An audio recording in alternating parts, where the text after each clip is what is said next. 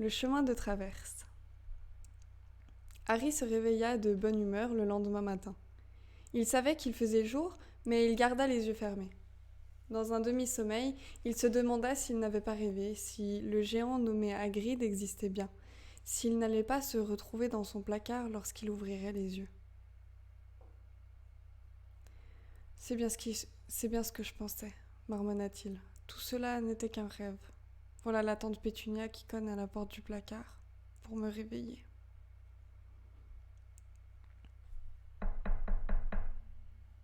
Résigné, il ouvrit les yeux et se redressa. Le gros manteau de Hagrid glissa sur ses épaules et il vit l'intérieur de la cabane illuminé de soleil. La tempête avait cessé. Hagrid dormait toujours sur le canapé écrasé et Harry aperçut un hibou qui tapait d'une patte au carreau de la fenêtre, avec un journal dans le bec.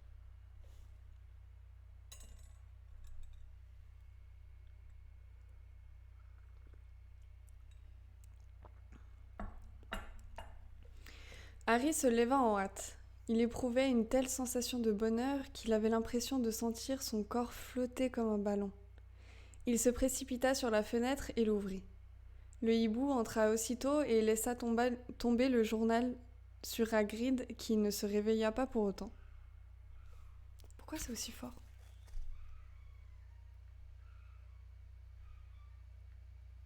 Non, ça va, c'est pas trop fort, je crois.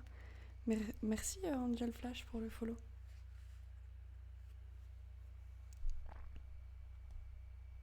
C'est fort l'alerte follow ou pas ? Moi, je l'ai entendu super fort dans le casque, mais je crois que ça va.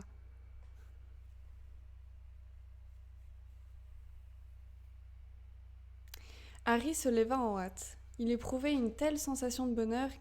j'ai déjà lu. Il se précipita sur la fenêtre et l'ouvrit. Non, je l'ai déjà lu.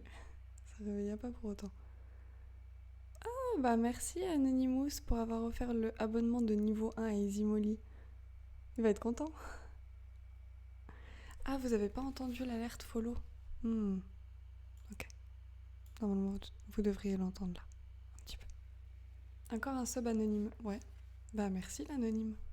Il veut rester dans l'ombre. Le hibou se posa alors sur le manteau du géant et l'attaqua à grands coups de bec.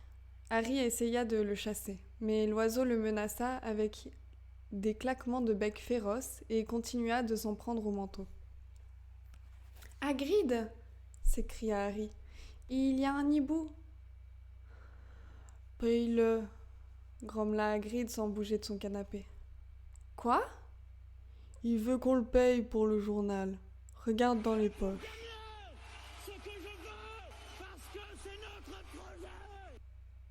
Merci Pikachu pour l'abonnement de niveau 1 à Nathan. Merci beaucoup, gros bisous. Salut Lazy Boy. Comment ça va et toi ?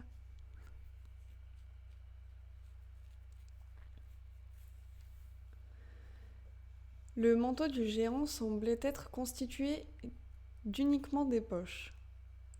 On y trouvait des trousseaux de clés, du produit contre les limaces, des pelotes de ficelle, des bonbons à la menthe, des sachets de thé. Harry finit par dénicher une poignée de pièces de monnaie qui lui semblèrent bizarres. « Donne-lui 5 noises, » dit Hagrid d'une voix ensommeillée. « Noises ? Les petites pièces en bronze. » Désolée, je lis pas tous les messages du coup à haute voix, sinon je vais m'arrêter toutes les 5 secondes, mais ça me fait plaisir que vous parliez autant. L'oiseau tendit une patte et Harry déposa 5 noises dans la petite bourse qui y était attachée. Le hibou s'envola aussitôt par la fenêtre. « On ferait bien d'y aller, » dit Hagrid qui se redressa avec un bâillement sonore. « On a beaucoup de choses à faire aujourd'hui. Il faut aller à Londres et acheter tes affaires pour l'école. » Salut Jenny Brasco. Harry retournait les pièces de monnaie entre ses mains. Il avait l'air soudain préoccupé, comme si le bonheur qu'il avait ressenti venait de crever comme un ballon. Hagrid ? Oui, répondit le géant en chaussant ses immenses bottes. Comment va-t-on faire pour acheter tout ça ? Demanda-t-il. Je n'ai pas l'argent et l'oncle Vernon refuse de payer mes études de sorcier.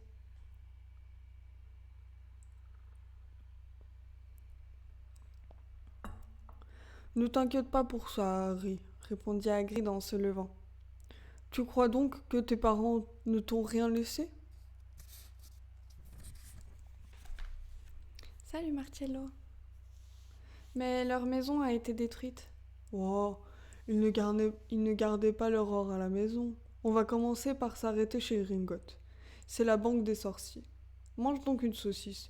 Elles ne sont pas si mauvaises quand elles sont froides. Et moi, je mangerai bien un morceau de ton gâteau d'anniversaire.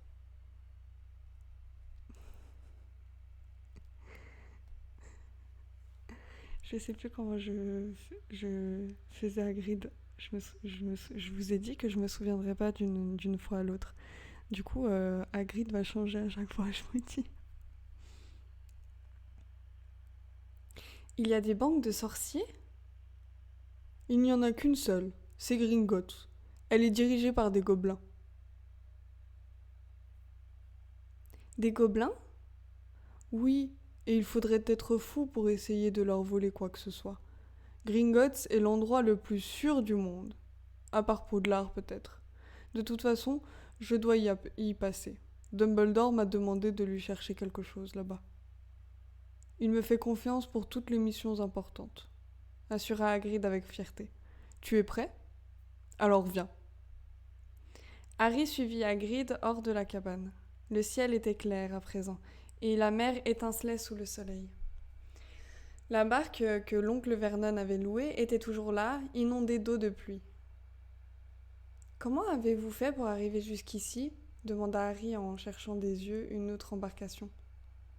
En volant, répondit Hagrid. En volant? Oui, mais on va revenir en bateau. Maintenant que tu es avec moi, je ne dois plus faire de magie. Ils s'installèrent dans la barque. Harry observait Hagrid en se demandant comment il pouvait bien s'y prendre pour voler.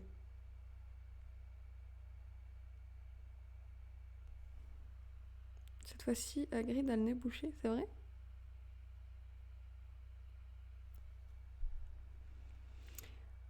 C'est quand même un peu idiot Pardon. C'est un peu idiot de ramer, dit le géant en lançant à Harry un regard de côté. Si je m'arrange pour accélérer un peu les choses, tu n'en parleras pas quand tu seras à Poudlard, hein? Bien sûr que non, répondit Hagrid qui avait hâte de voir un nouveau tour de magie. Hagrid tapota alors de la pointe de son parapluie rose le bord de la barque et le bateau fila aussitôt vers le rivage. Pourquoi est-ce qu'il faudrait être fou pour essayer de voler quelque chose chez Gringotts? Demanda Harry. Quoi? Il vole. Il vole. Ils n'ont pas leur pareil pour jeter les sorts, répondit Hagrid en dépliant son journal. On dit même que ce sont des dragons qui gardent leur salle de coffre. Et en plus, ce n'est pas facile d'y retrouver son chemin. Gringotts, c'est à des kilomètres en sous-sol, bien plus bas que le métro de Londres. En imaginant que quelqu'un parvienne à y prendre quelque chose, il finirait par mourir de faim en cherchant la sortie.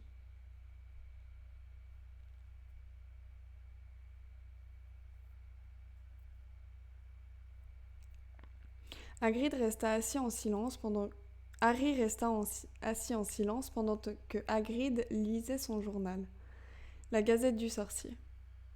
Harry avait appris au contact de l'oncle Vernon qu'il ne fallait jamais déranger quelqu'un qui lit son journal. Mais il avait tant de questions à poser qu'il était difficile de résister. Le ministère de la magie a un... Ah pardon, je fais trop à chaque fois, excusez-moi. Le ministère de la magie a encore fait des bêtises, comme d'habitude, marmonna Hagrid en tournant les pages. Il y a un ministère de la magie? Demanda Harry. Bien sûr, il voulait nommer Dumbledore ministre, mais il ne quitterait Poudlard pour rien au monde et ce vieux gâteux de Cornelius Fudge lui a hérité du poste. Un vrai gaffeur celui-là. Chaque matin, il envoie un hibou à Dumbledore pour lui demander conseil. Bonne nuit. Et ça sert à quoi, un ministère de la magie? Oh, ça sert surtout à garder nos secrets. Il ne faut pas que les Moldus sachent qu'il y a toujours des mages et des sorcières d'un bout à l'autre du pays. Sinon, ils essaieraient de faire appel à nous pour résoudre leurs problèmes. On préfère qu'ils nous laissent tranquilles. À ce moment, le bateau heurta en douceur le quai du port. Hagrid replia son journal et ils montèrent l'escalier de pierre qui menait à la rue.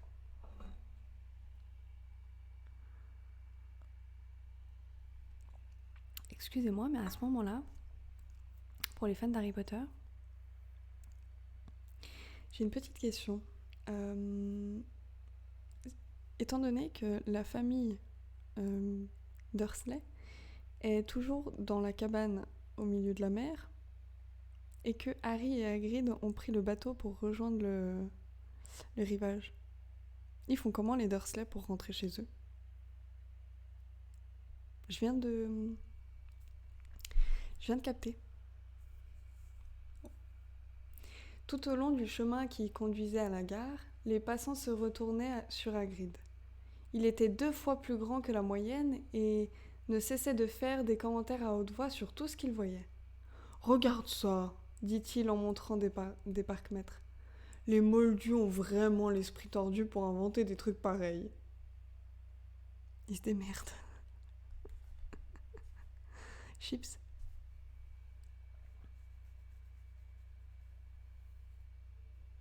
Il marchait si vite que Harry avait du mal à suivre. « C'est vrai que il y a des dragons chez Gringotts ?» demanda-t-il un peu essoufflé. « C'est ce qu'on dit, » assura Hagrid. « Sac à méduse, j'aimerais bien avoir un dragon. J'en rêve depuis que je suis tout petit. Ah, on est arrivé. » Ils étaient devant la gare et il y avait un train pour Londres 5 minutes plus tard. Hagrid, qui ne comprenait rien à l'argent des Moldus, confia à Harry le soin d'acheter les billets. Dans le train, les passagers ouvraient les yeux ronds en voyant Hagrid. Il occupait 2 sièges à lui tout seul et tricotait quelque chose qui ressemblait à un chapiteau de cirque jaune canari. « Tu as toujours ta lettre, Harry ?» demanda-t-il en comptant les mailles. « Regarde un peu la liste des fournitures. »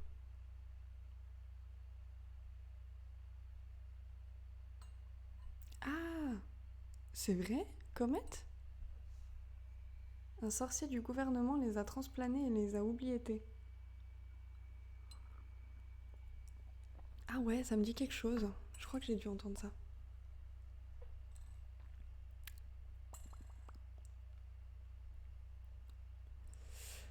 Harry prit dans sa poche l'enveloppe en parchemin. Elle contenait une autre feuille qu'il n'avait pas remarquée auparavant. Il lut « Collège Poudlard, école de sorcellerie. Uniforme. Liste des vêtements dont les élèves de première année devront obligatoirement être équipés. 1. 3 robes de travail noires, modèle normal. 2. Un chapeau pointu noir. 3. Une paire de gants protecteurs en cuir de dragon ou une autre matière semblable. 4. Une cape d'hiver, noire avec attache d'argent. Chaque vêtement devra porter une étiquette indiquant le nom de l'élève. Livre et manuel. Chaque élève devra se procurer un exemplaire des ouvrages suivants. Le livre des sorts et enchantements niveau 1 de Miranda Fauconnet. Histoire de la magie de Bathilda Tourdesac. Magie théorique de Adalbert Lassornette. Manuel de métamorphose à l'usage des débutants de Émeric G. Changé.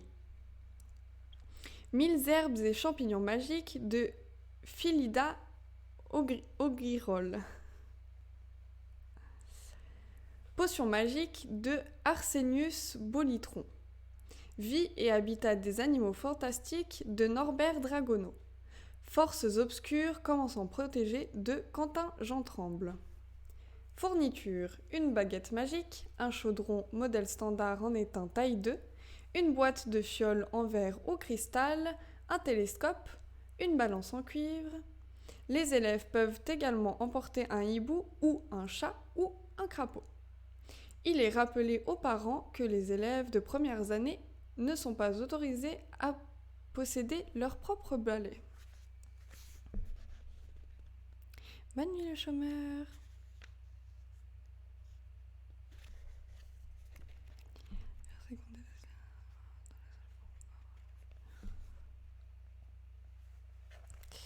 Ouais, c'est vrai, Nathan. Dans le livre, les Dursley, ils prennent un peu d'humanité quand ils reçoivent la lettre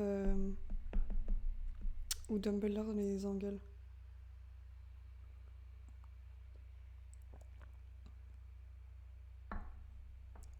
Ah ouais, ils ont enlevé la queue. La queue de cochon. Non mais no spoil, s'il te plaît. Tout le monde connaît Harry Potter maintenant, ou ben. Et on peut trouver tout ça à Londres ? Se demanda Harry à haute voix. Oui, quand on sait où aller, assura Hagrid. Harry n'était encore jamais allé à Londres. Hagrid semblait connaître son chemin, mais de toute évidence, il n'avait pas l'habitude de se déplacer dans les transports en commun. Il resta coincé dans le portillon automatique du métro et se plaignit d'une voix tonitruante que les sièges étaient trop petits et les rames trop lentes. « Oh, mais je ne sais pas comment font les moldus sans la magie, dit-il, tandis qu'il escaladait un escalier roulant en panne qui menait à une rue animée bordée de magasins. Sur les trottoirs, la foule était dense, mais Hagrid était si grand qu'il n'avait aucun mal à se frayer un chemin et Harry restait prudemment dans son sillage. Ils passèrent devant des librairies, des magasins de disques, des stands de hamburgers et de cinéma, mais aucune boutique ne semblait vendre des baguettes magiques. La rue dans laquelle ils marchaient paraissait aussi ordinaire que les passants qui les entouraient. Il y avait vraiment des montagnes d'or magiques enterrées à des kilomètres sous leurs pieds ? Y avait-il vraiment des boutiques qui vendaient des grimoires et des balais volants ? N'était-ce pas plutôt une farce énorme que lui avaient faite les Dursley ? Si Harry n'avait pas su que les Dursley ne possédaient pas le moindre sens de l'humour, il aurait pu le penser. Mais même si tout ce qui lui avait été raconté, Hagrid jusque maintenant était incroyable, Harry ne pouvait s'empêcher de lui faire confiance. Soudain, Hagrid s'arrêta net. « C'est là, dit-il, le Chaudron Baveur, un endroit célèbre. »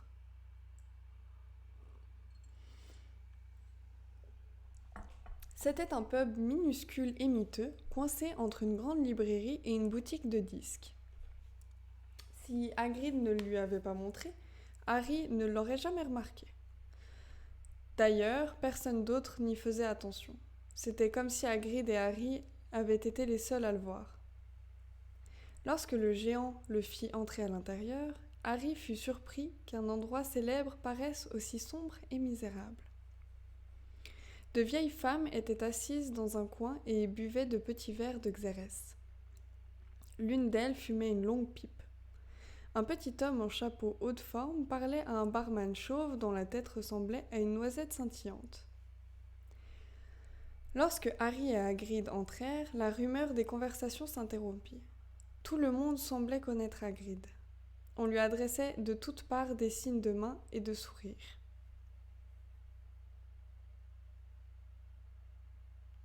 Tarty, ça fatigue ton truc.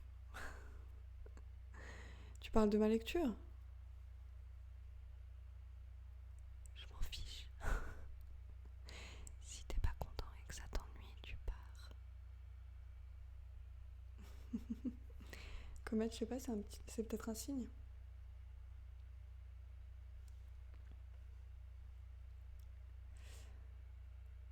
Lorsque Harry et Hagrid entrèrent, la rumeur des conversations s'interrompit.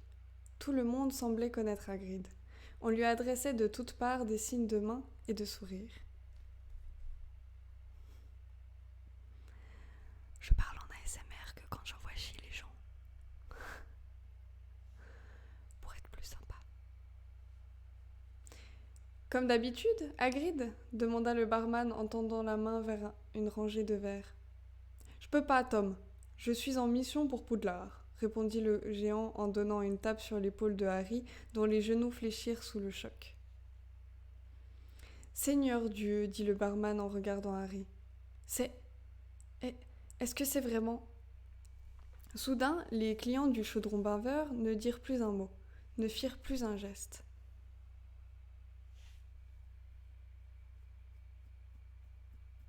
Ah, bah t'as dit quoi alors? Par le ciel, murmura le vieux barman. Harry Potter, quel honneur! Il se hâta de contourner le comptoir et se précipita sur Harry pour lui serrer la main. Il avait les larmes aux yeux. Ah, soyez le bienvenu, monsieur Potter, bienvenue parmi nous. Harry ne savait pas quoi répondre. Tous les regards étaient tournés vers lui. La vieille femme continuait de tirer sur sa pipe sans se rendre compte qu'elle s'était éteinte. Hagrid rayonnait.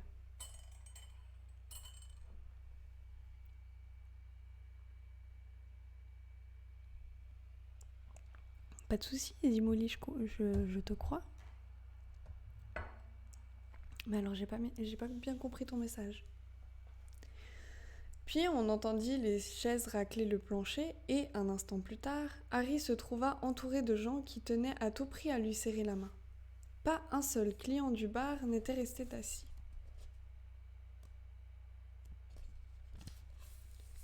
Une pipe pour fumer, hein, Comète, si jamais. Je suis Doris Crockford, monsieur Potter. C'est extraordinaire de vous voir enfin. Oh, je suis très fière de faire votre connaissance, dit quelqu'un d'autre. Oh, j'ai toujours rêvé de vous serrer la main, assura un troisième. Je suis si émue.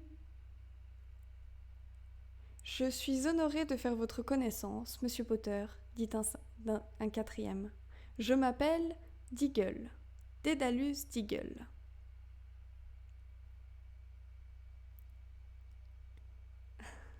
Bisous Romain, bonne nuit, merci d'être passé.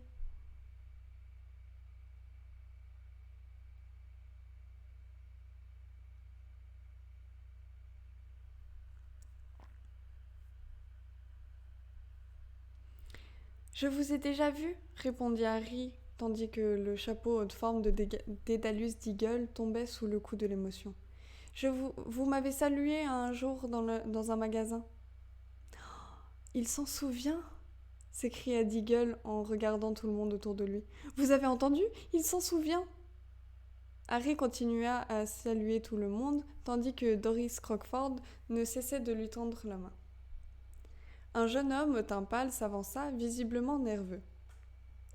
L'une de ses paupières était agitée de tics. « Professeur Quirrell !» s'exclama Hagrid. « Harry, je te présente le professeur Quirrell, qui sera un de tes maîtres à Poudlard. »« Potter !» balbutia le professeur en saisissant la main de Harry. « Vous ne pouvez pas savoir à quel point je suis heureux de vous rencontrer. »« Quelle matière enseignez-vous, professeur ?» demanda Harry. « La défense contre les forces du mal, » marmonna le professeur Quirrell, comme s'il eût préféré de ne pas en parler. « Mais vous n'avez pas besoin, Potter. » Il eut un rire nerveux. « Vous êtes venu chercher vos fournitures, je dois moi-même acheter un nouveau livre sur les vampires. » Cette perspective semblait le terrifier.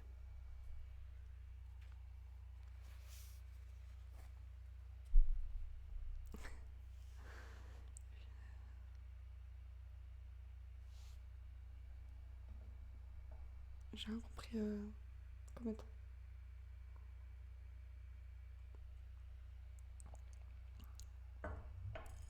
Et Comet, Easy Molly dit juste que tu l'appelles pas elle, parce que c'est un homme.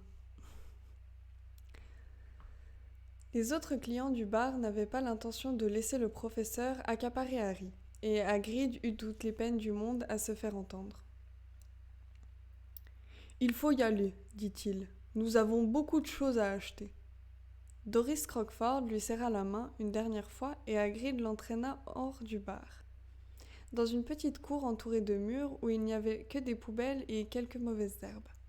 « Je t'avais prévenu que tu étais célèbre, » dit le géant avec un grand sourire. Mais le professeur Quirrell était tout tremblant.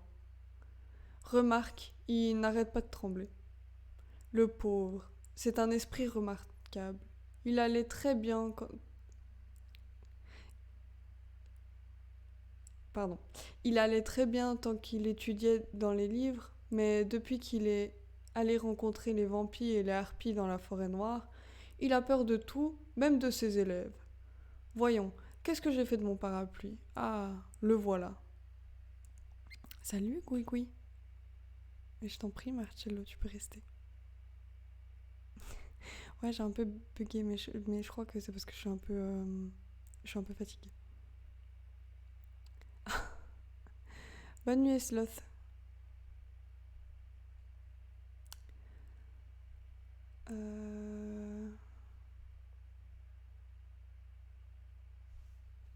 Voyons, qu'est-ce que j'ai fait de mon parapluie? Ah, le voilà. Hagrid compta les briques du mur au-dessus des poubelles, puis il tapota 3 fois à un endroit précis avec la pointe de son parapluie. La brique se mit alors à trembloter et un tout petit trou apparut en son milieu. Le trou s'élargit de plus en plus et se transforma bientôt en une arcade suffisamment grande pour permettre à Hagrid de passer. Au-delà, une rue pavée serpentait devant eux à perte de vue.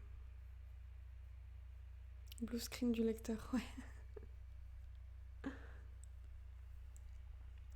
Bienvenue sur le chemin de traverse, dit Hagrid. La stupéfaction de Harry le fit sourire. Ils franchirent l'arcade, puis qui disparut aussitôt sur leur passage pour ne rien laisser derrière eux que le mur de pierre.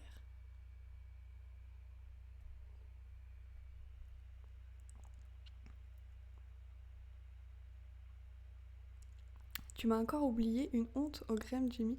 Mais non, je t'ai pas oublié, Isloth. Bien sûr que non. Attendez, parce que j'ai un peu chaud. Avec le thé. Oui, il faut que t'arrêtes, Comet. Parce que... c'est sorti de son contexte. Excusez-moi, j'enlève ma chemise, mais je vous rassure, j'ai quelque chose en dessous. C'est bien pour ça que j'ai un peu chaud. Je me suis trop habillée. Avec le... Voilà. Comet en roue libre. Coucou Lunaire. Attends, je t'ai toujours pas mis vérifier, je suis désolée. Mais je l'ai pas zappé, Islos. Mais non. Mais non, je l'ai pas zappé, Islos. Il vient souvent en plus.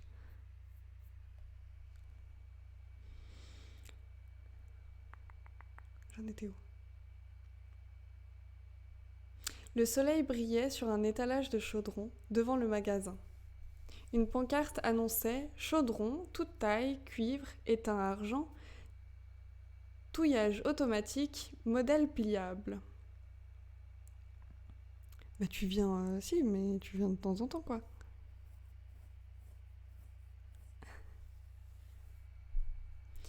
Il va falloir t'en acheter un, dit Hagrid. Mais on va commencer par aller chercher ton argent. Harry voulut avoir une demi-douzaine d'yeux supplémentaires. Il regardait de tous côtés, en essayant de tout voir à la fois. Les magasins, les étals, les gens qui faisaient leurs courses, une petite femme rondelette regardait la vitrine d'un apothicaire en hochant la tête. « Oh, 17 mornies pour 30 grammes de foie de dragon, mais c'est de la folie !» marmonna-t-elle. Un ululement s'éleva d'une boutique dont l'enseigne indiquait « Au royaume du hibou, Hulotte, chouette effraie, grand-duc, chouette lapone. » As-tu vu les quenouilles? Voilà. Merci Nassim pour le follow. Salut. Ils sont là. C'est les quenouilles. Oh, tu t'es fait vue, personne. Mais non. Quelques garçons de l'âge de Harry avaient le nez collé contre une vitrine dans laquelle étaient exposés des balais volants. « Regarde, dit l'un d'eux, le nouveau Nimbus 2000, encore plus rapide. » On vendait de tout dans les boutiques. Des balais, des robes de sorciers, des télescopes, des foies de chauve-souris et des yeux d'anguille conservés dans des barils, des piles de grimoires, des plumes d'oie, des parchemins, des potions et des globes lunaires. Mais pas du tout, Isloth, arrête.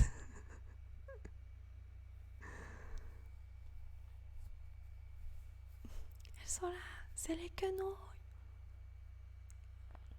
Ah, voilà Gringotts, dit enfin Harry. Il se trouvait dans un grand bâtiment d'une blancheur de neige qui dominait les boutiques alentours. Debout, à côté du portail en bronze étincelant, vêtu d'un uniforme écarlate, se tenait un... « Eh oui, c'est un gobelin », dit Hagrid tandis qu'il montait les marches de pierre blanche qui menaient au portail. Alice Lostcho. Omnibus 2000.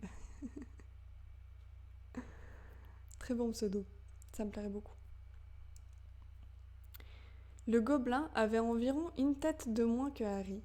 Il avait le teint sombre, un visage intelligent, une barbe en pointe, des pieds et des doigts longs et fins. Lorsqu'ils pénétrèrent à l'intérieur du bâtiment, le gobelin s'inclina sur leur passage.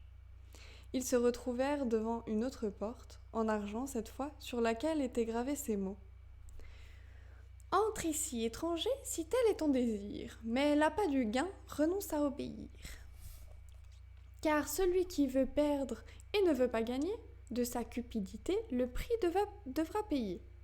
Si tu veux t'emparer en ce lieu souterrain d'un trésor convoité qui jamais ne fut tien, voleur, tu trouveras, en guise de richesse, le juste châtiment de ta folle hardiesse. » Oh, arrête, Izzy Molly. Non, c'est vrai, Nathan. T'as une réplique taille réelle du Nimbus 2000 incroyable. Oh, je suis jalouse, j'avoue. Comme je te l'ai dit, il faudrait être fou pour essayer de voler quelque chose ici, dit Hagrid.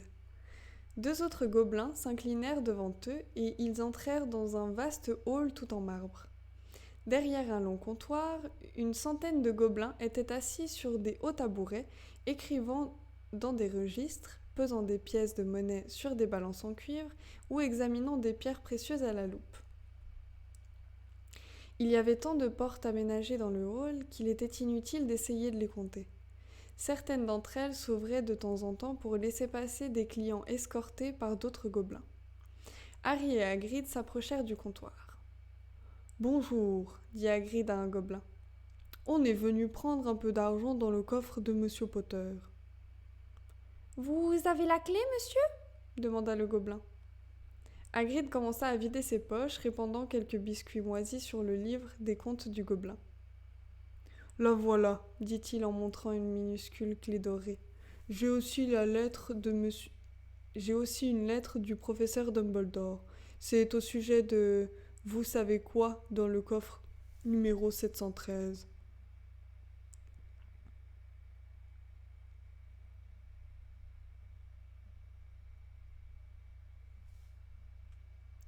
Le gobelin examinait la clé et lut attentivement la lettre. « Très bien, dit-il. Je vais vous faire accompagner dans la salle des coffres. Gripsec !» Un autre gobelin apparut et les conduisit aussitôt vers l'une des portes du hall. Merci pour la voix d'Hagrid. Je mets tout mon cœur. « Qu'est-ce que c'est le vous savez quoi dans le coffre numéro 713 ?» demanda Harry. « Ça, je ne peux pas te le dire, répondit Hagrid d'un air mystérieux. Très secret, une affaire qui concerne Poudlard. Dumbledore m'a confié une mission, mais je n'ai pas le droit d'en parler. »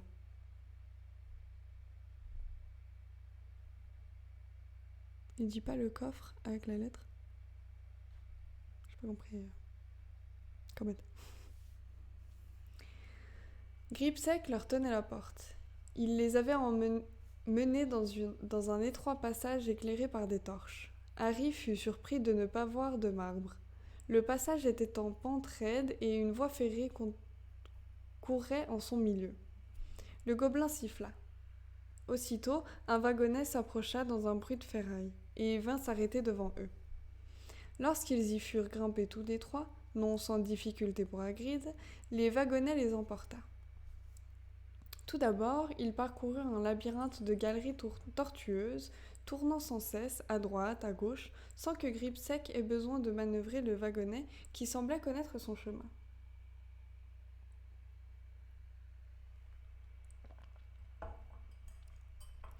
Malgré le vent glacial, Harry ouvrait grand les yeux. Pendant un bref instant, il remarqua un jet de flamme au bout d'une galerie et se demandait si c'était un dragon.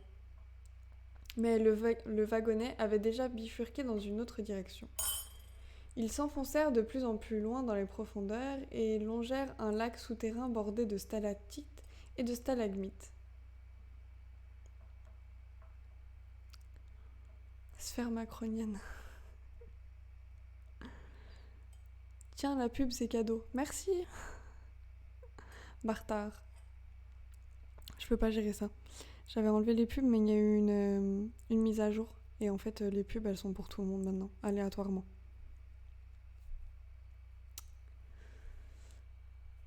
J'en étais où déjà ? Ah oui. J'oublie toujours la différence entre stalactite et stalagmite, cria Harry Potter pour couvrir le bruit de wagonnet. Dans stalactite, il y a un M, répondit Hagrid. Putain, je me rends compte que sa phrase, elle veut rien dire. Et ne me pose pas de questions maintenant, je commence à avoir mal au cœur. Enfin, le wagonnet s'arrêta dans une petite porte. Le teint verdâtre, Hagrid alla s'appuyer contre le mur, les genoux tremblants. Ça me rend malade de voyager là-dedans, dit-il d'une voix sourde. Gripsec ouvrit la porte. Un panache de fumée verte s'échappa aussitôt. Lorsqu'il fut dissipé, Harry découvrit avec stupéfaction des monceaux d'or, d'argent et de bronze qui s'entassaient dans une chambre forte. « Tout ça t'appartient, » dit Hagrid avec un sourire. C'était difficile à croire. Dire que les Dursley n'avaient pas cessé de reprocher à Harry de leur coûter trop cher, alors que, pendant tout ce temps, une petite fortune l'attendait dans les sous-sols de Londres. Si l'oncle Vernon et la tante Pétunia l'avaient su. Hagrid aida Harry à remplir un sac de pièces. Celles en or sont des galions, expliqua-t-il. En argent, ce sont les mornilles. Il y a 17 mornilles d'argent dans un galion d'or et 29 noises de bronze dans une mornille.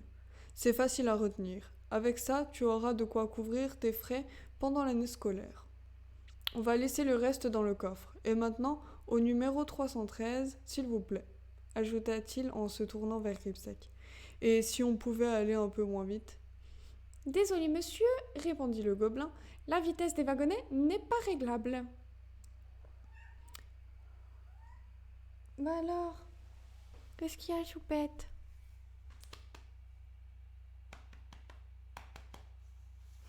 Tratte. Easy Molly n'a plus de respect pour moi. Il m'appelle Tratte maintenant.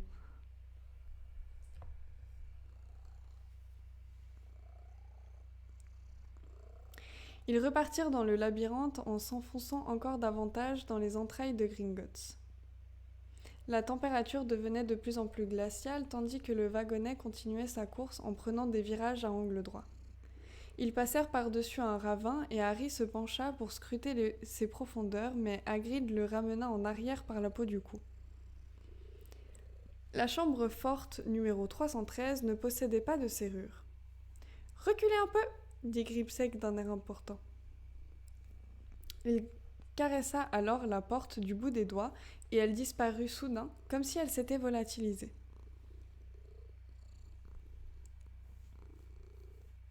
Ah ouais, le chat se tape l'incruste. Choupette.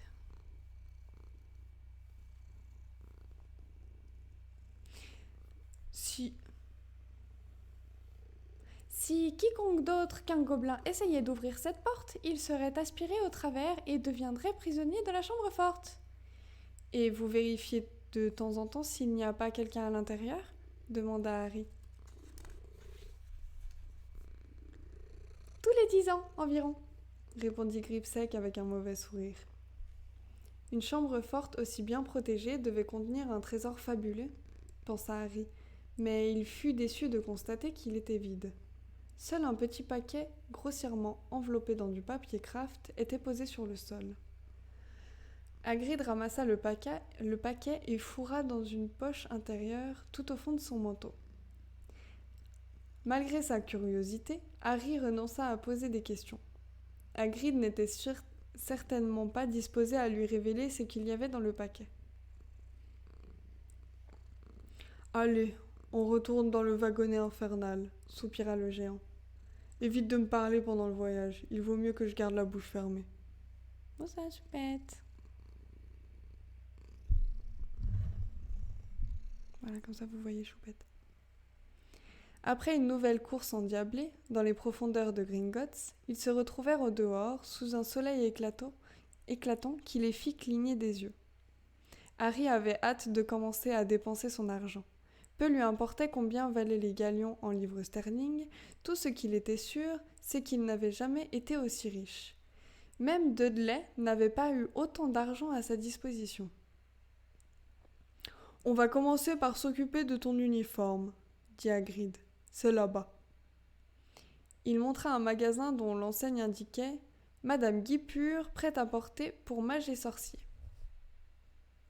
« Ça ne t'ennuie pas d'y aller tout seul ?» demanda Hagrid, qui semblait encore un peu pâle. « Je te rejoins dans quelques minutes. J'ai besoin de prendre un petit remontant au chaudron baveur. J'ai horreur de ces wagonnets de Gringotts. » Oui, elle s'appelle Choupette. Un peu intimidé, Harry entra donc seul dans la boutique. Madame Guipure était une petite sorcière replète et souriante, vêtue tout en mauve. « C'est pour Poudlard, mon petit ?» demanda-t-elle avant même que Harry eût le temps de parler. « J'ai tout ce qu'il te faut.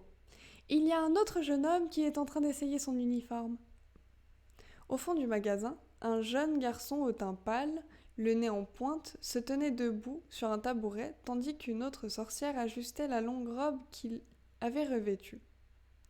Madame Guipure installa Harry sur un deuxième tabouret et lui fit passer une autre robe de sorcier dont elle entreprit d'épingler l'ourlet pour le mettre à la bonne longueur.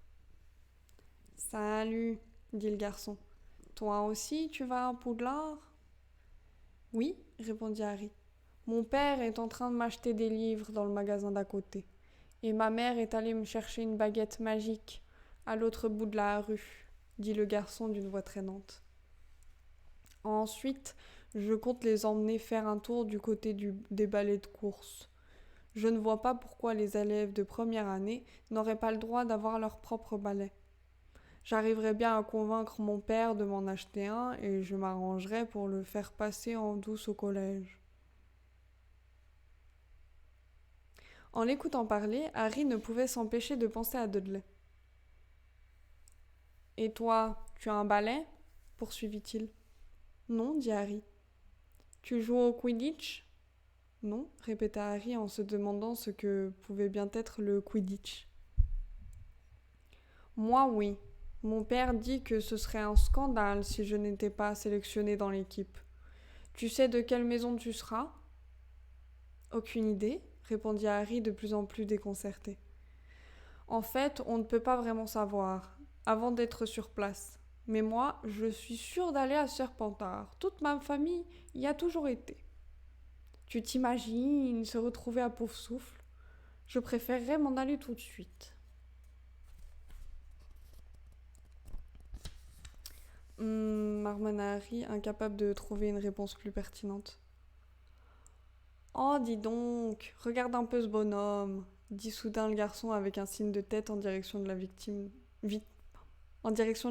du magasin. Hagrid se tenait devant la boutique. Il adressa un sourire à Harry et lui montra les 2 grosses crèmes glacées qu'il tenait à la main pour lui faire comprendre qu'il ne pouvait pas entrer. « C'est Hagrid, » dit Harry, content de savoir quelque chose que le garçon ignorait. « Il travaille à Poudlard. »« Ah oui, j'ai entendu parler. C'est une sorte de domestique, non ? » « Il est garde-chasse, » précisa Harry qui éprouvait de plus en plus d'antipathie pour le garçon. Oh, c'est ça, on m'a dit que c'était une espèce de sauvage. Il habite dans une cabane dans le parc de Poudlard, et il se saoule de temps en temps. Quand il est ivre, il essaye de faire des tours de magie et finit toujours par mettre le feu à son lit. Moi, je le trouve très intelligent, dit Harry avec froideur. Vraiment ricana le garçon. Qu'est-ce qu'il fait avec toi? Où sont tes parents? Ils sont morts, dit Harry qui n'avait pas envie d'aborder le sujet. Oh, désolé, dit l'autre qui n'avait pas l'air désolé du tout. Mais ils étaient de notre monde, non? Ils étaient sorciers, si c'est ce que tu veux dire. À mon avis, Poudlard devrait leur être exclusivement réservé. Ceux qui viennent d'autres familles ne sont pas comme nous. Ils n'ont pas eu la même éducation. Certains d'entre eux n'avaient même jamais entendu parler de Poudlard avant de recevoir leurs lettres. Tu te rends compte? Je pense que l'école ne devrait accepter que les enfants issus de vieilles familles de sorciers. Au fait, comment tu t'appelles? Oh là là, j'ai un peu couillonné pour la fin, excusez-moi. Et voilà, c'est fait mon petit, interrompit Madame Guipure avant qu'il eût le temps de répondre. Saisissant l'occasion pour mettre un terme à leur conversation avec le garçon, Harry sauta du tabouret.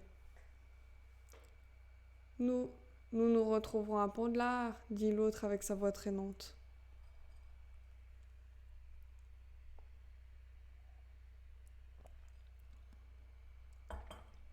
Harry ne dit pas grand-chose pendant qu'il mangeait sa glace.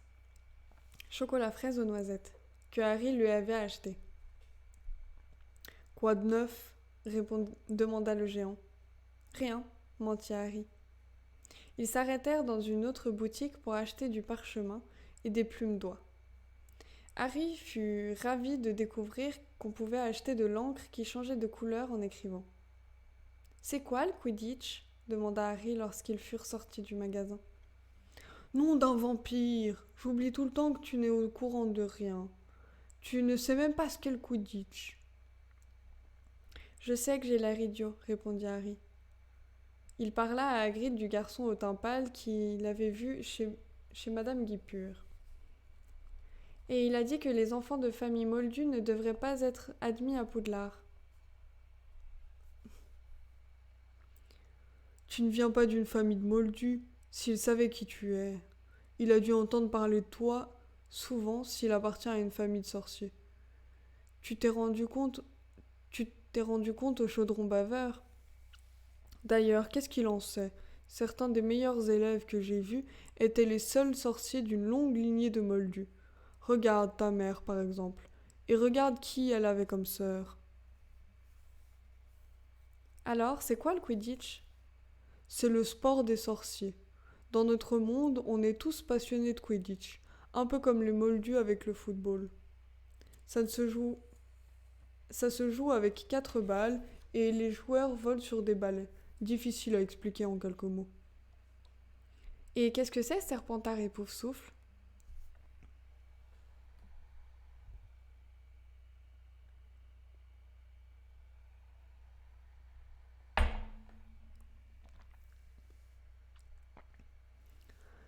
Ce sont les noms des 2 maisons de Poudlard. En tout, il y en a 4. Tout le monde dit que les cancres sont nombreux à Poufsouffle, mais... Oh, je parie que j'irai à Poufsouffle, dit Harry résigné. Recommette. Mieux vaut Poufsouffle que Serpentard. Tous les sorciers qui ont mal tourné sont passés par Serpentard. Tu sais qui, par exemple? Pardon. Vous savez qui était à Poudlard? Oui, il y a bien des années. Ah ouais, avec le Nimbus 2000, je le regarderai à la fin de la lecture. Attends. Moi, je suis Poufsouffle, moi. Ils entrèrent dans une librairie qui s'appelait Fleury et Bottes pour acheter des manuels scolaires. Sur les étagères s'entassaient jusqu'au plafond des livres gros comme des pavés, reliés en cuir, d'autres pas plus gros qu'un timbre-poste recouvert de soie, des livres remplis de symboles étranges et quelques autres encore dont les pages étaient blanches. Même Dudley, qui ne lisait jamais rien, aurait eu envie de les ouvrir.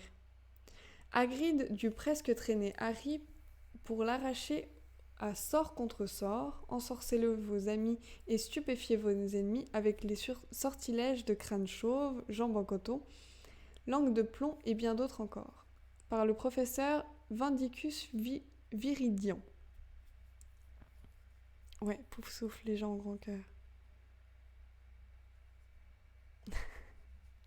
Trat. Je sais pas quand une nouvelle emote. Parce que j'ai pas vraiment beaucoup de photos qui pourraient convenir. Oh, Cafardoc, c'était pas cool. Oh, vas-y.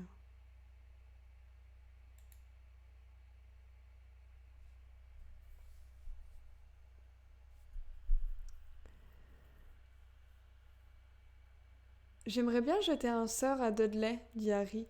Il y a sûrement un livre qui explique comment faire. Ce ne serait pas une mauvaise idée, répondit Hagrid.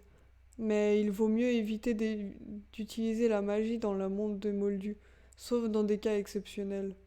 De toute façon, tu n'en sais encore pas assez pour jeter des sorts. Tu as encore beaucoup de choses à apprendre avant d'en arriver là.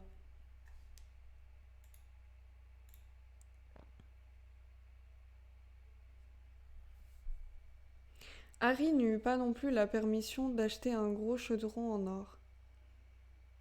Il faut qu'il soit en étain, assura Hagrid, mais il fit l'acquisition d'un télescope pliable et d'une jolie balance pour peser les ingrédients entrant dans la composition des potions. Puis ils allèrent faire un tour dans la boutique de l'apothicaire qui fascina Harry en dépit de l'odeur pestilentielle qui y régnait, un mélange d'œufs pourris et de choux avariés. Des tonneaux contenant des substances gluantes s'alignaient sur le sol. Disposés sur les étagères, on voyait des bocaux remplis d'herbes, des racines séchées et des poudres brillantes. Des plumes d'oiseaux, des crochets de serpents, des serres de rapaces pendaient du plafond.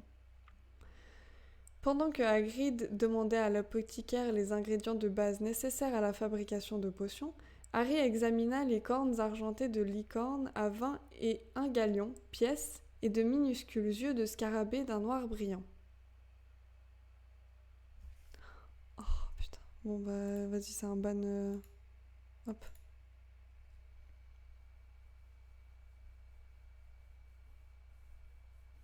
Ouais, mais même, c'est juste du troll en fait. Easy Molly. C'est pas vraiment pour le spoil, c'est juste pour le troll quoi. Le gars il vient, il spoil, c'est juste pour faire chier, donc j'ai pas envie de gens comme ça me saoule. Ils continuèrent leurs emplettes dans les boutiques qui s'alignaient le long de la rue et bientôt il ne resta plus que la baguette magique à acheter. Il faut aussi que je t'offre un cadeau pour ton anniversaire, ajouta Hagrid. Harry se sentit rougir. Oh, vous n'êtes pas obligé, dit-il. Je le sais bien, mais je veux t'offrir un animal.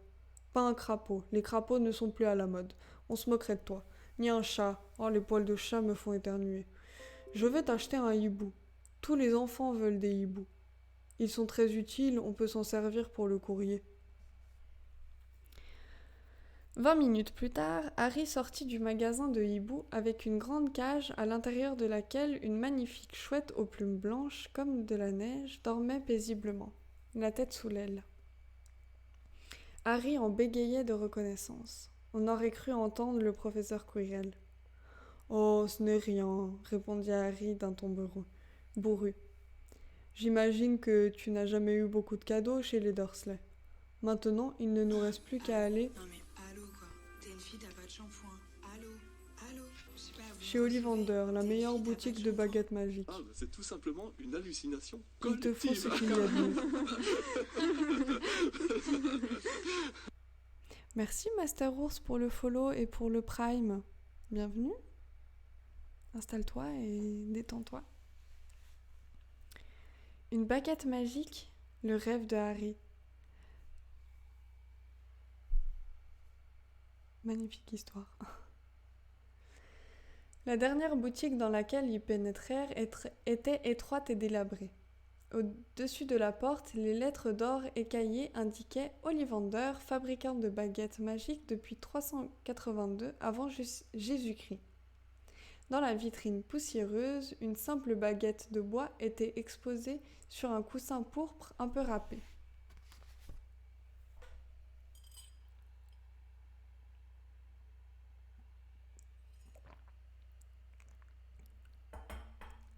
Ouais, pour une fois qu'il y a un troll, c'est vrai. Il y en a moins. À leur entrée, une clochette retentit au fond de la boutique. L'intérieur était minuscule. Une unique chaise de bois mince était réservée aux clients et Hagrid s'y assit en attendant. Ok, pas génial, mais bon. Merci Elixir pour le follow. Bienvenue. Exactement, Master Ours. C'est un live pour dodo. Bonne nuit.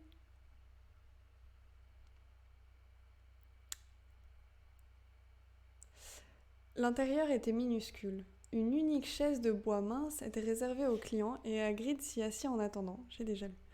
Harry éprouvait une étrange sensation, comme s'il venait d'entrer dans une bibliothèque particulièrement austère.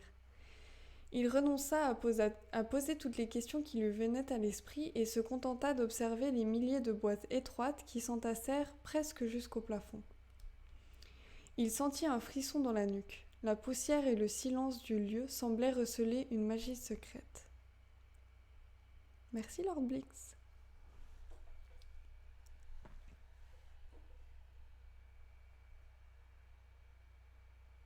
Tu penses que le chômeur il geek? Ben c'est pas grave, il a le droit. Je vais pas l'engueuler parce qu'il est en train de jouer au lieu de regarder mon live.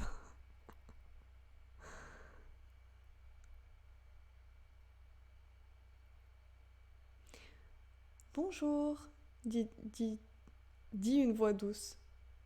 Harry sursauta. La chaise sur laquelle Hagrid était assis craqua bruyamment et il se leva d'un bond. Un vieil homme se tenait devant eux. Ses grands yeux pâles brillaient comme deux lunes dans la pénombre de la boutique.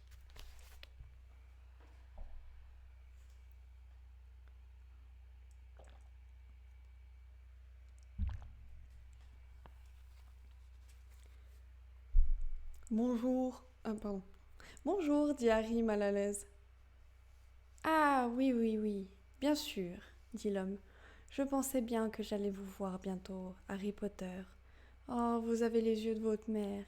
Je me souviens quand elle est venue acheter sa première baguette. J'ai l'impression que c'était hier. 25,6 cm. Souple et rapide, bois de saule. Excellente baguette pour les enchantements. Monsieur Ollivander s'approcha de Harry. Les yeux argentés du vieil homme avaient quelque chose d'angoissant. Votre père, en revanche, avait préféré une baguette d'acajou, 27,5 cm, flexible, un peu plus puissante et remarquablement efficace pour les métamorphoses.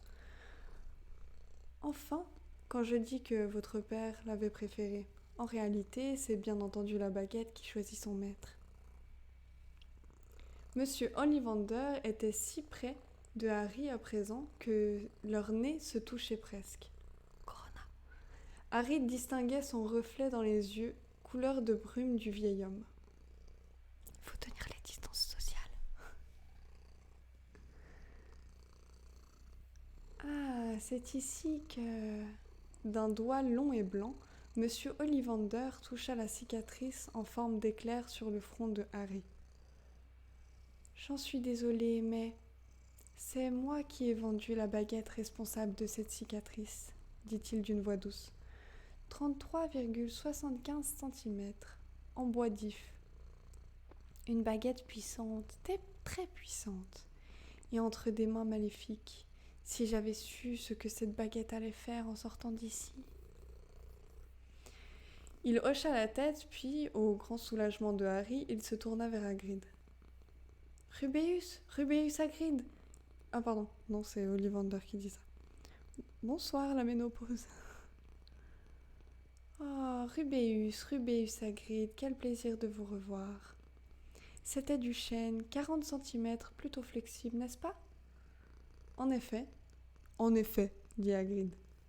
Oh, une bonne baguette. Mais ils ont dû la casser en deux quand vous avez été exclu du collège, demanda Monsieur Ollivander d'un ton grave. Oui, c'est ça, répondit Hagrid mal à l'aise.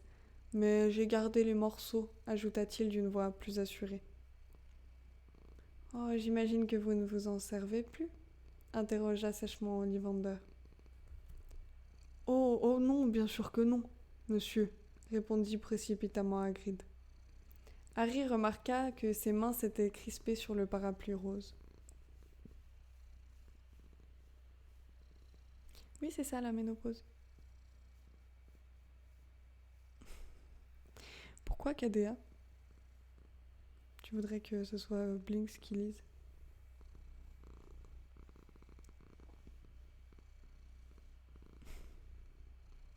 Y a pas de souci, la ménopause, pas grave.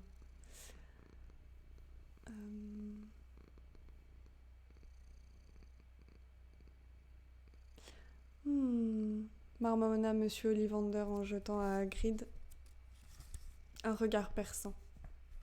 Bien, revenons à vous, Monsieur Potter, voyons un peu. Il sortit de sa poche un mètre ruban avec des marques en argent. De quelle main tenez-vous votre baguette? Demanda-t-il. Je suis droitier, répondit Harry. Tendez le bras, voilà. Il mesura le bras de Harry de l'épaule jusqu'au bout des doigts, puis du poignet jusqu'au coude, puis la hauteur de l'épaule jusqu'au pied, puis du genou à l'aisselle, et enfin, il prit son tour de tête. On entend le choupette qui ronronne? C'est vrai? Chaque baguette de chez Ollivander referme des substances magiques très puissantes, Monsieur Potter. Nous utilisons du poil de licorne, des plumes de phénix ou des ventricules de cœur de dragon. Et de même qu'on ne trouve pas de licorne, de dragon ou de phénix exactement semblables, il n'existe pas de baguette de chez Ollivander qui soit identique. J'ajoute bien entendu qu'aucune autre baguette magique ne vous donnera des résultats aussi satisfaisants que les nôtres. Le vieil homme alla prendre des boîtes disposées sur des étagères tandis que le maître ruban continuait tout seul de prendre les dernières mesures nécessaires. L'écartement de la...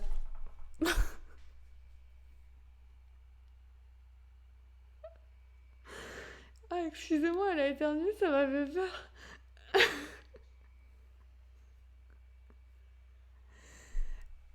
L'écartement des narines notamment.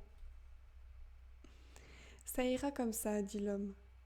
Et le maître ruban tomba en un petit tas sur le sol. Essayez donc celle-ci, Monsieur Potter. J'attaque. Screamer. Je vais mettre attention Screamer dans le titre.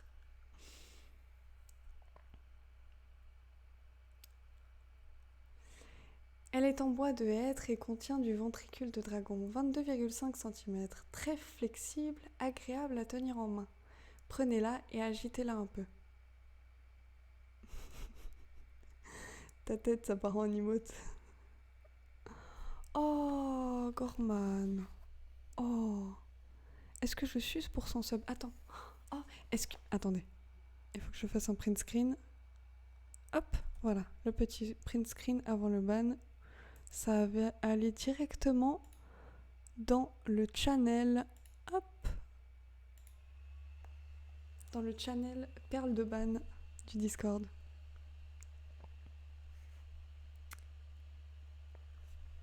Harry prit la baguette et la fit tournoyer légèrement en se sentant parfaitement idiot. Mais Monsieur Ollivander la lui arracha presque aussitôt des mains et lui en fit essayer une autre. Bois d'érable et plume de phénix, 17,5 cm, très flexible. Essayez. Oh. Régis, attends. Est-ce que tu permets que je colle... Voilà, coller le petit print screen de notre cher ami. Voilà. Et Monsieur Régis qui me dit que je suis une grosse pute. Hop là. Bonne soirée. Voilà. T'es sur le Discord, mais pas tout de suite. Parce que je suis pas Speedy Gonzalez, mais il y a un channel perle de ban. Non, t'inquiète Nathan, ça va. Il y a plus le chômeur, c'est la jungle. Ouais, mais c'est pas grave, moi ça me fait rire. Bah Wantox, c'était un message, je te rassure. C'était un message d'un petit un petit ban, voilà. Oh, sors-nous. Ah, attends. Eh mais on a des perles là. Attends, on a des perles. On a des perles. Hop là. Bonne soirée, Barry Beers. Hop là. Oh, mais c'est magnifique. Tout ça, ça va faire. Tout ça, mais ça va faire de belles perles de ban. Oh, j'aime tellement. Go vocal, pourquoi faire?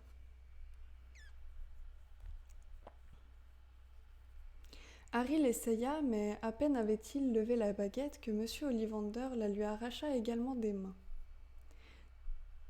Non, plutôt celle-ci, bois d'ébène et crin de licorne, 21,25 cm, très souple. Allez-y, essayez. Harry l'essaya, puis une autre encore. Il ne comprenait pas ce que voulait Monsieur Ollivander. Bientôt, il y eut un moment de baguette magique posée sur la chaise en bois mince. Monceau de baguettes magiques posées sur la chaise en bois mince. Mais aucune ne convenait.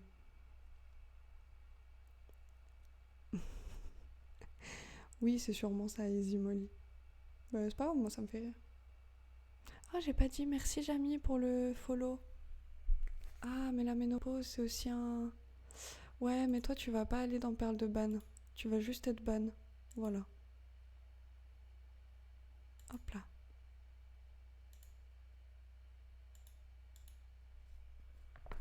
Où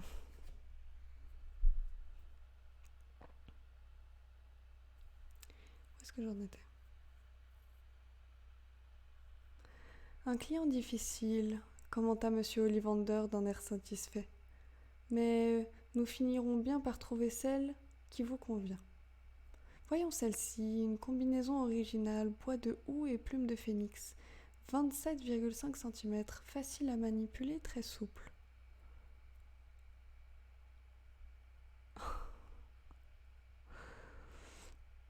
Non, on signale même pas. Oh là là. Harry prit la baguette et sentit aussitôt une étrange chaleur se répandre dans ses doigts. Il la leva au-dessus de sa tête, puis l'abaissa en la faisant siffler dans l'air. Une gerbe d'étincelles rouges et or jaillit alors de l'extrémité de la baguette, projetant sur les murs des lueurs mouvantes. Hagrid applaudit en poussant une exclamation enthousiaste. « Oh, bravo !» s'écria Monsieur Ollivander. « Très bien, vraiment très bien. Mais étrange, très étrange. »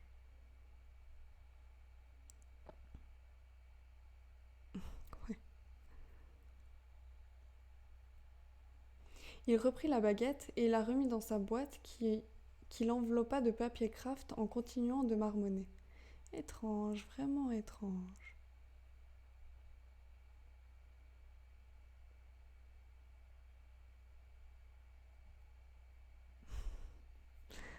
Oh non, Wantox aussi, c'est un troll. Oh là là. Allez, Wantox. Attends. Comment ça, non?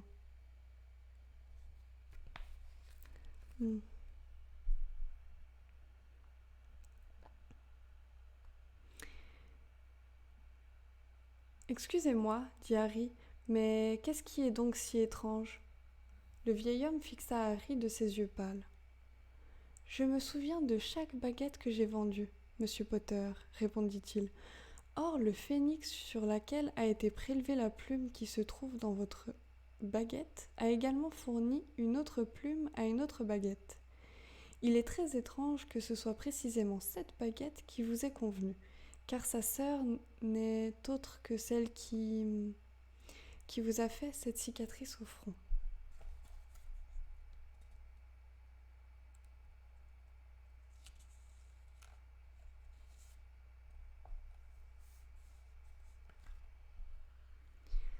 Harry avala sa salive avec difficulté.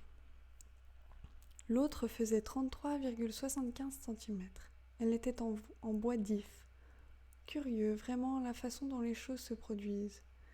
Souvenez-vous, c'est la baguette qui choisit son sorcier, pas le contraire. Je crois que vous avez un bel avenir, monsieur Potter. Après tout, celui dont on ne doit pas prononcer le nom a fait de grandes choses, des choses terribles, certes, mais quelle envergure! Wantox, c'est des potes de troll ou c'est des potes bien? Ouais, dis-leur de lire les règles, sinon ça part en ban en fait. Et si jamais en fait quand je vous mets dans Perle de ban, votre pseudo est effacé, donc si vous faites ça pour la gloire, c'est pas, ça vous apportera pas la gloire. Dommage.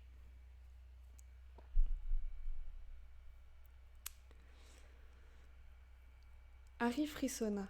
Il n'était pas sûr d'éprouver une grande sympathie pour Monsieur Ollivander. Il paya les 7 galions que coûtait la baguette et le vieil homme les raccompagna jusqu'à la porte de sa boutique. Lorsque Hagrid et Harry reprirent le chemin de traverse dans l'autre sens, le soleil descendait déjà vers l'horizon. Ils franchirent le mur en sens inverse et traversèrent à nouveau le chaudron baveur, vide à 7 heures. Harry ne dit pas un mot lorsqu'ils retournèrent dans la rue. Dans le métro, il ne remarqua même pas les autres passagers qui le regardaient bouche bée en voyant tous leurs paquets aux formes bizarres et la chouette blanche qui somnolait sur ses genoux. Ils montèrent un autre escalier mécanique et arrivèrent à la gare de Paddington.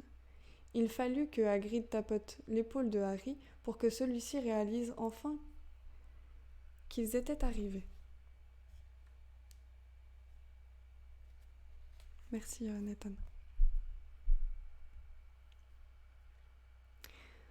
On a le temps d'avaler quelque chose avant le départ du train, dit Hagrid. Il offrit à Harry un hamburger et ils allèrent s'asseoir sur les sièges en plastique pour manger. Harry ne cessait de regarder autour de lui. Tout lui paraissait si étrange.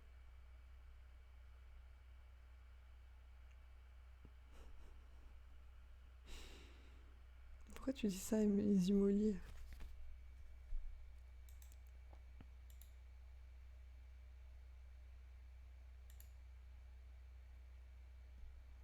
Comment on fait pour supprimer le message? Je sais même pas.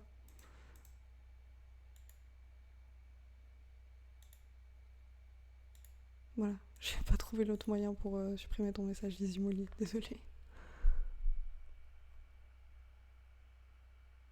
Merci Wantox.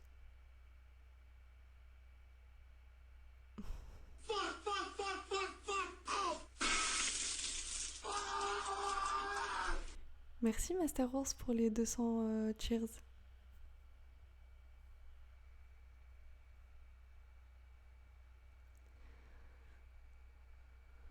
Ça va Harry ? Demanda Hagrid. Tu ne dis rien.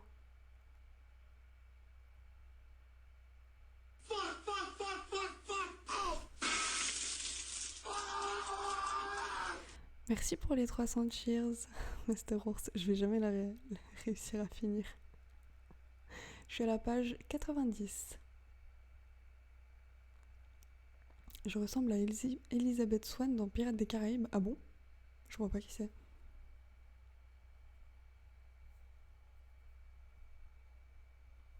Harry ne savait pas très bien comment s'expliquer. Il avait eu le plus bel anniversaire de sa vie et pourtant... Tout le monde pense que je suis quelqu'un d'exceptionnel, dit-il enfin en mâchonnant sa viande caoutchouteuse. Tous ces gens au chaudron baveur, le professeur Quirrell, monsieur Ollivander, mais moi je sais bien que je ne connais rien à la magie. Comment peuvent-ils croire que j'ai un bel avenir ? Je suis célèbre, mais je ne me rappelle pas pourquoi. Je n'ai aucune idée de ce qui s'est produit quand le soir où mes parents sont morts.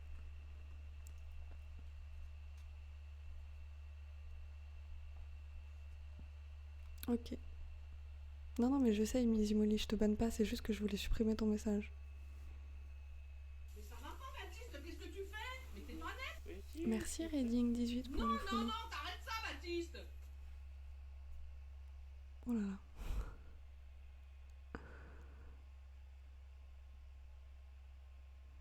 Comprendre l'Empire, je comprends pas, je connais pas Ricitine. Oh, Splitty White, allez hop. Oh. Y a pas de spoil ici, vous me saoulez.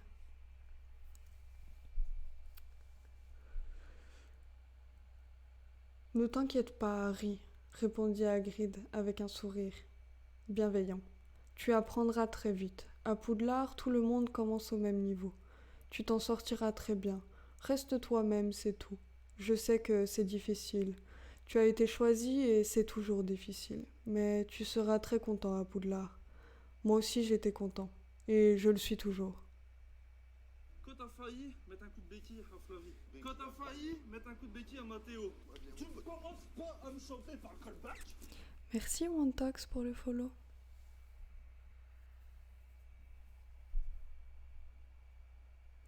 Hagrid accompagna Harry jusqu'au train qui devait le ramener chez les Dursley, puis il lui donna une enveloppe.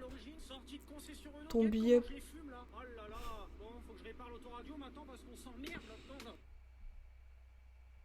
Merci Jean-Sébastien Bach pour le follow. Putain, il y a 46 spectateurs, il se passe quoi là? Merci Mage Sec 69 pour le compliment. Attendez. S'il vous plaît, attendez que je finisse la lecture. Il me reste 5 lignes. Je finis la lecture et je parle avec vous si vous voulez. Merci Ricitine pour le follow. Ton billet pour Poudlard, dit-il. 1er septembre, gare de King's Cross. Tout est écrit sur le billet. Si jamais tu as un problème avec les Dursley, envoie-moi une lettre avec ta chouette. Elle saura où me trouver. À bientôt, Harry. Le train s'ébranla. Harry voulait regarder Hagrid jusqu'à ce qu'il soit hors de vue. Il se leva de son siège et colla le nez contre la vitre. Mais le temps de cligner les yeux, Hagrid avait déjà disparu.